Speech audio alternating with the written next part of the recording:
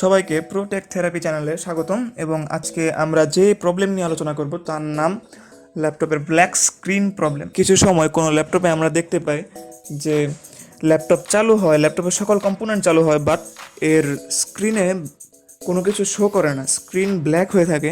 মূলত এটি black screen problem, যা আমরা এই ভিডিওতে সমাধান করব। আমরা এখন ভিডিওতে যা দেখতে পাচ্ছি, এসএল ল্যাপটপের সকল কম্পোনেন্ট চালু হয়েছে, বাট এর ল্যাপটপের স্ক্রিনে কোনো কিছু শো করছে না। এটি মূলত প্রবলেম।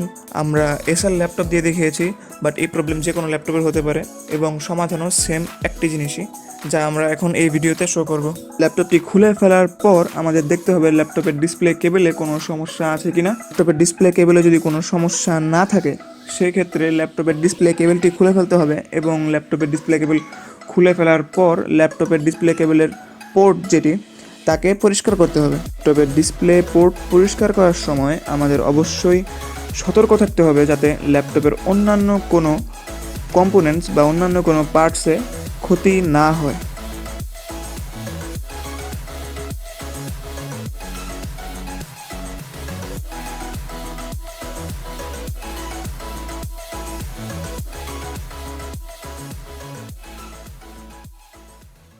এই প্রবলেম ছাড়াও অন্যান্য কোনো প্রবলেম যদি আপনারা ফেস করে থাকেন ল্যাপটপ অথবা ডেস্কটপ রিলেটেড, তাহলে আমাদের ভিডিওর কমেন্ট সেকশনে এসে অবশ্যই আপনার মতামত জানাবেন।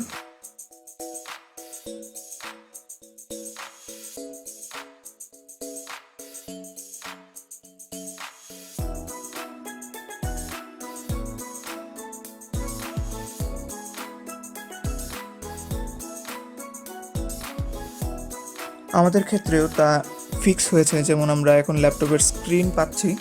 এই কাজের মাধ্যমেই মূলত ল্যাপটপের ব্ল্যাক স্ক্রিন প্রবলেমটি ফিক্স হয়ে থাকে। আশা করি এই ভিডিওটি আপনাদের ভালো লেগেছে।